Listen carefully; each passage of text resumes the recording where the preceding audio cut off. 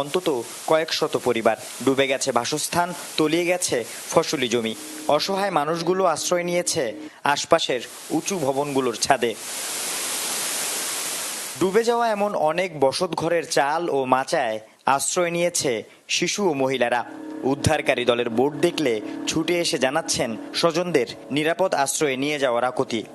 একদম ভয়াবহ, একদম ঠাই একদম অবস্থা খারাপ। ছাদের উপরে এখানে 19-20 জন মানুষ ছাদের কামে আনি আমাদের ভয়াবহ অবস্থা, আমাদের ভয়াবহ অবস্থা। ফেনী জেলার ছাগলনাইয়া, ফাজিলপুর, পরশুরামের গ্রামগুলোতে বাড়ছে পানি প্রবাহ। আটকে পড়া লক্ষাধিক বাসিন্দাদের উদ্ধারে একাধিক বোট নিয়ে কাজ করে বাংলাদেশ সেনা ও নৌবাহিনীর ডুবুরি দল। আশ্রয় কেন্দ্রে নেওয়া হয় শতাধিক মানুষ।